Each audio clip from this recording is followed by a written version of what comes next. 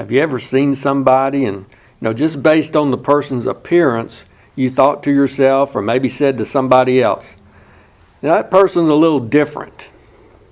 I saw a contestant on a game show recently, and just because of the way she had her hair done and the clothes she was wearing, that was one of my first thoughts. Well, she's a little different.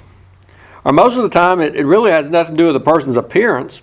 It's just as you talk to somebody or witness his behavior or just spend a little time around that person, or maybe as he shares some things and you get an idea of the way that person thinks, you might conclude that he's a little different. We often use that expression to suggest that a person may be a little strange or a little quirky or odd. Sometimes we may mean it a little negatively, but other times we may not even be meaning it in a bad way, just indicating that that person isn't typical. He or she is different or unusual in some way, whether that's a good way or a bad way. Some of us might look at each other and suggest that idea that Pastor Tony's a little different. And, I guess we all are in some ways to some people.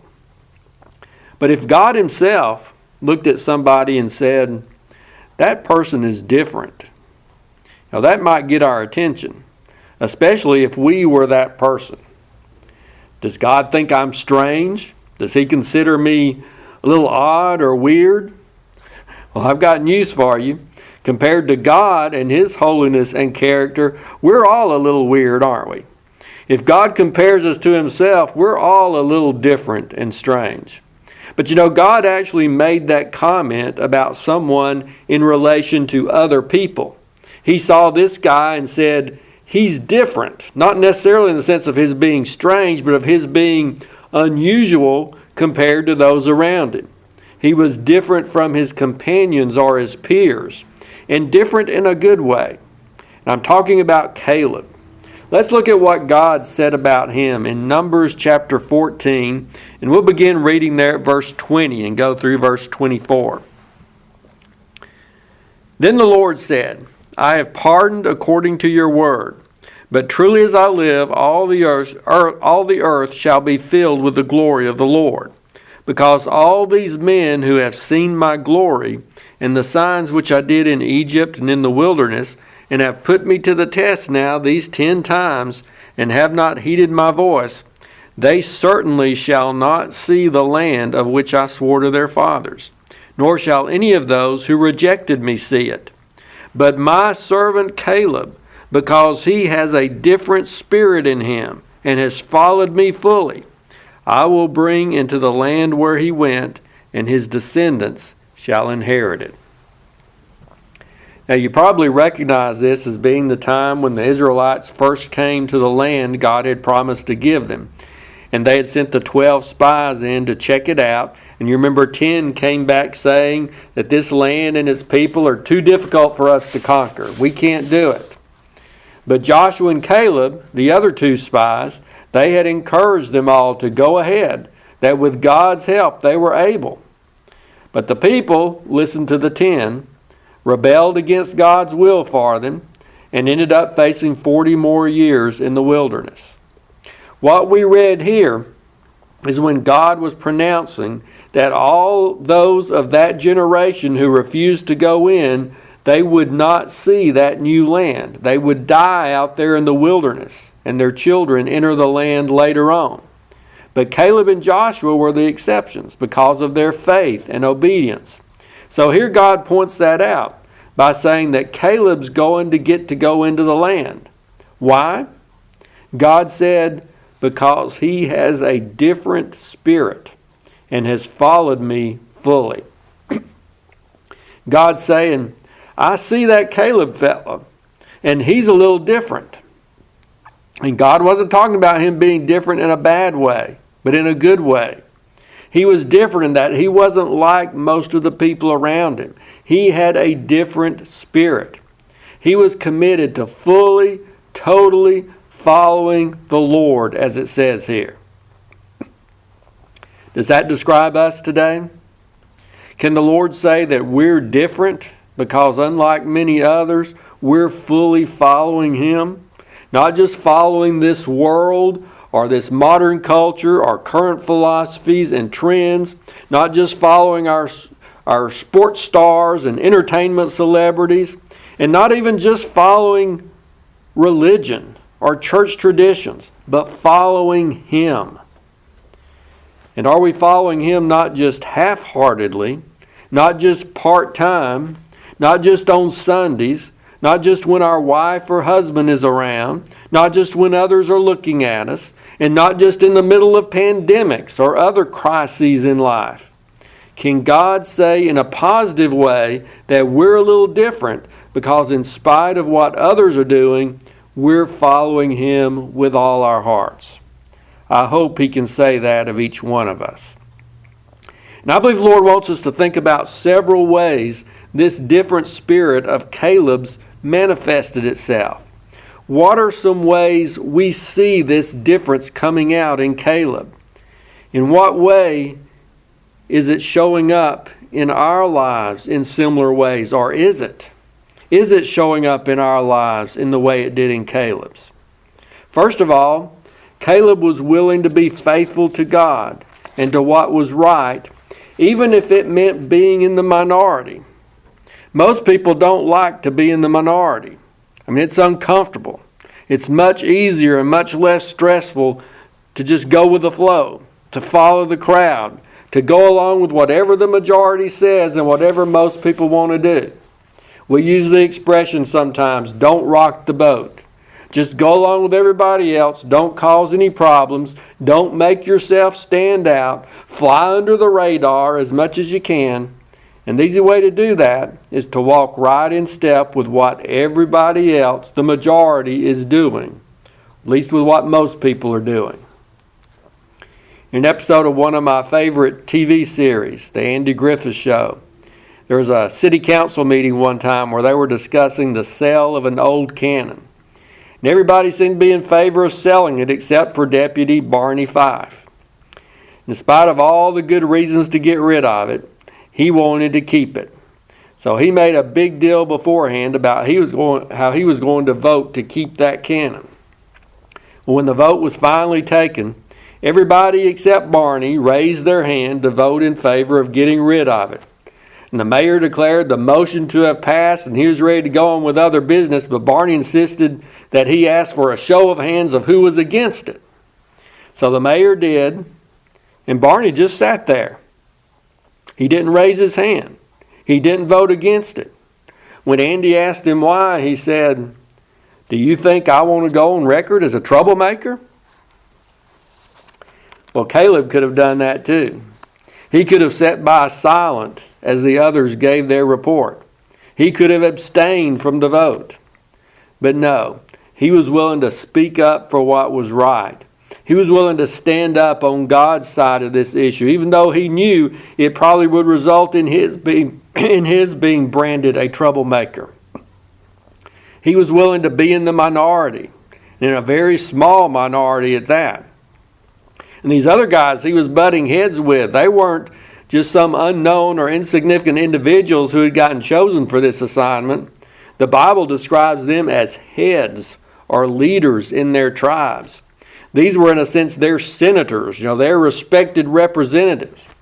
Not only was Caleb speaking up in opposition to them, but he ended up speaking in opposition against all the people they represented, and apparently even the people in his own tribe he represented, because everybody latched on to the report of the majority. And when Caleb and Joshua spoke out yet again, trying to tell the crowd not to be afraid and warning them about rebelling against God, the Bible says that all the congregation was ready to stone Caleb and Joshua. They were ready to stone them. They didn't just have 10 spies opposing them. They had a crowd of thousands of people ready to put them to death. Being willing to be in the minority not only meant being shamed and ridiculed, but in their case, it actually threatened their lives. Are we willing to stand up for what's right today, even when it means being in the minority? Are we willing to stand up for truth? Are we willing to warn people of the consequences of their forsaking God's word and rebelling against Him? Are we willing to stand against a majority of popular celebrities and well-known news people and politicians and powerful people who have a lot of influence over the way people think and act today? Are we willing to follow God fully, even if it means going up against a majority of religious people and even some professing Christians? Are we willing to go against the flow and be in the minority? Are we like Barney Fife? We can talk a good game. When the time comes to actually stand up and be counted, we stay quiet or don't take an official position because we don't want to be seen as a troublemaker or we want to avoid the resulting hardship. Now, many people may see some problems and not be fully on board with what the majority are doing. They may privately wish things were different. But when it comes down to actually having to act on it, many aren't willing to face the change or the hardship or the opposition that would result, the fallout. Let's have a different spirit from what's so common and typical. Let's be willing to stand up for God and what He says, even when it puts us in the minority, even if that is a despised minority. Now, the second thing we see, Caleb's different spirit showed in his having faith and trusting God, even when other factors seemed to weigh against it. Those other spies, they weren't just making up these problems there in the promised land. They were real. They didn't imagine seeing giants in that land. They were really there. And some of them were quite large and intimidating. And they didn't dream up those fortified cities. They were really there. And like with Jericho, those walls looked like nobody could get past them. And there really were a bunch of people in that land, a whole lot of people and people who were good fighters. And there were mountains and hills in that land that would make it a difficult place to have to do battle. So those spies didn't exaggerate. There were some formidable obstacles in that land for any people who would dare to go into it to try to conquer it.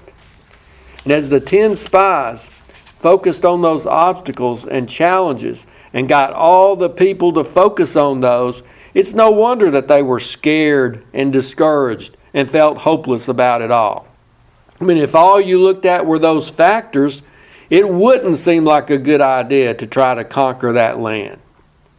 But Caleb had a different spirit because Caleb didn't focus primarily on those problems. He focused mainly on God. He knew that God had led them there. He knew that God had promised to give them this land. He knew that his God was great and could overcome all those difficulties. He knew his God was bigger than the giants, stronger than those walls, and higher than those mountains. He had faith that God would keep His promises and that He would be with them and help them overcome all these issues. And again, the issues were real. Caleb just had faith that God was greater. Do we have that kind of spirit today?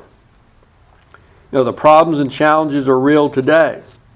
The giants are around us. The enemies are strong. The terrain that we're traveling in this world today and having to battle as followers of Christ, it's tough. But do we believe that God is with us and is leading us and will help us overcome the enemy?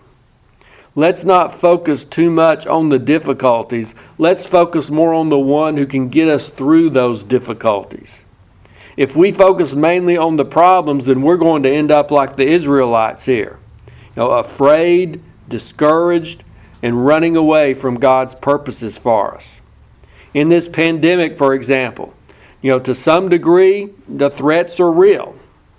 There are some problems and some challenges and some dangers.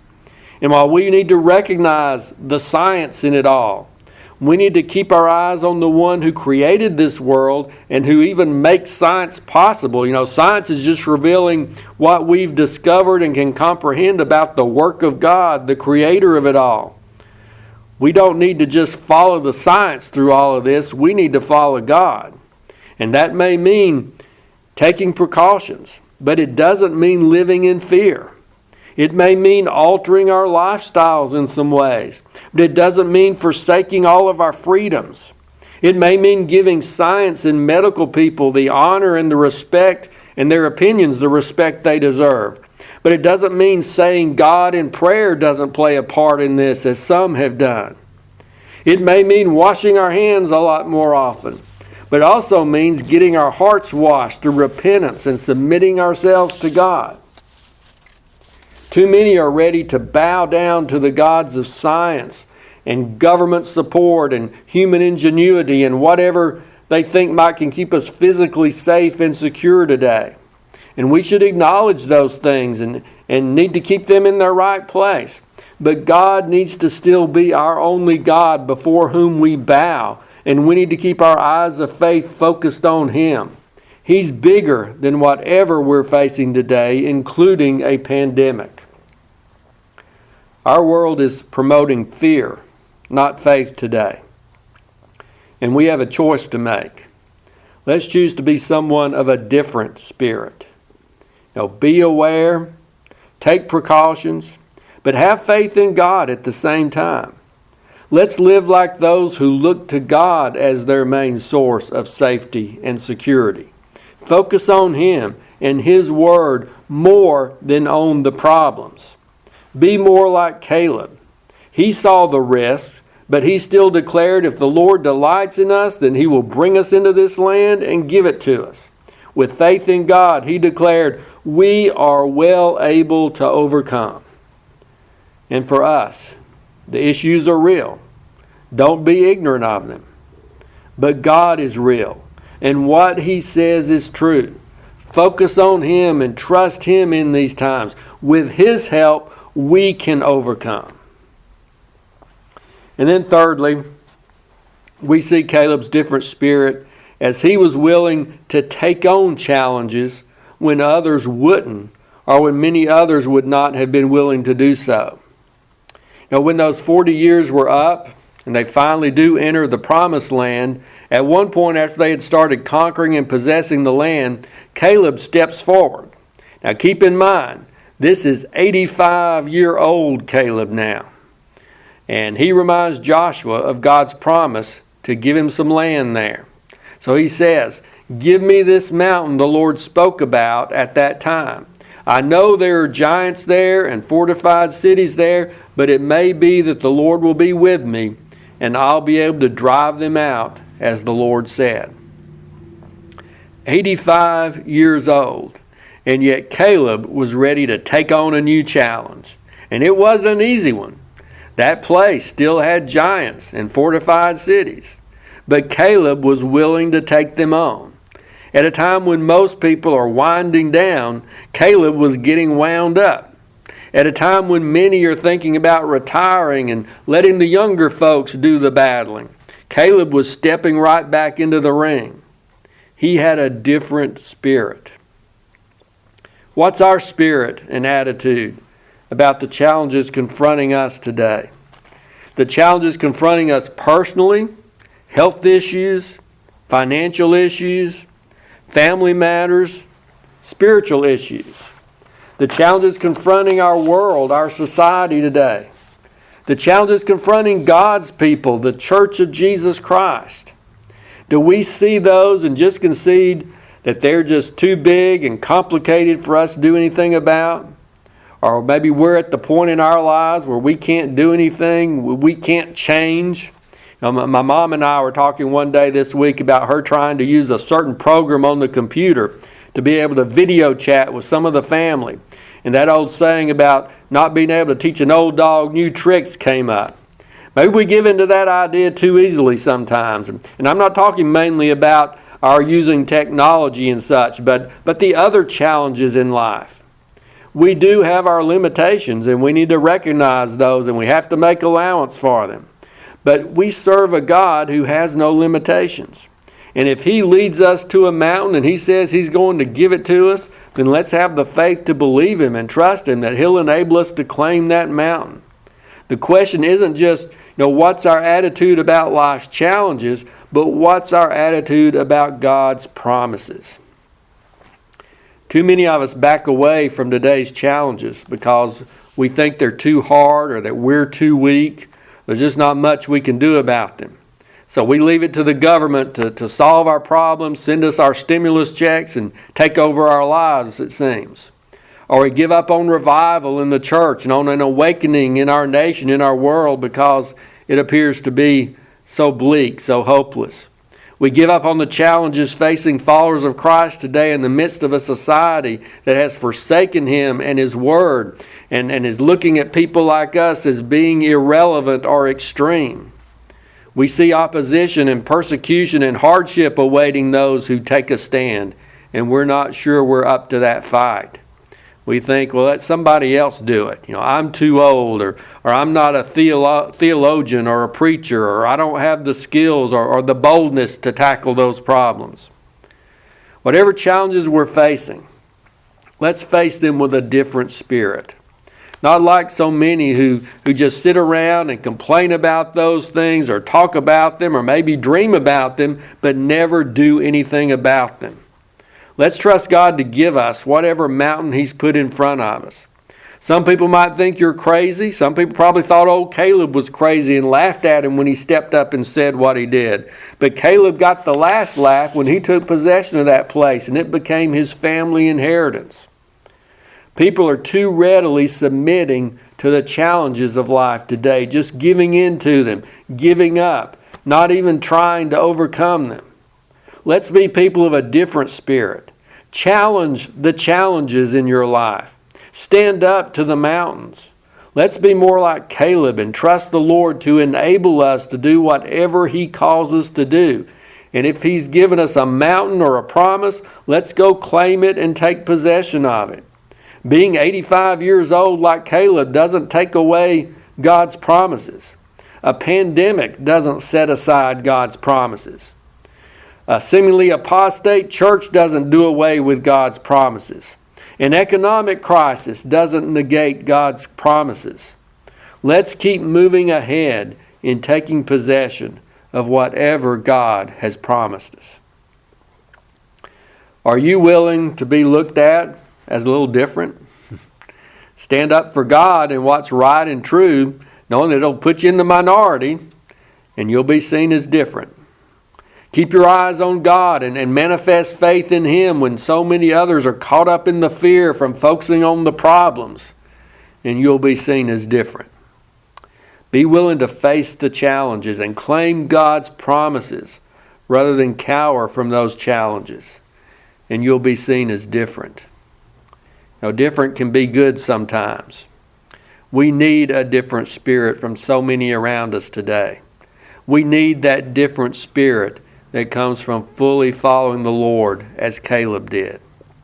If we do, then it'll show in some of these ways that we've talked about today, like it showed up in Caleb's life. Be willing to be different. Now, when God looks at us, may He see a different spirit in us than is in so many in this world today. May He see someone who is fully following Him.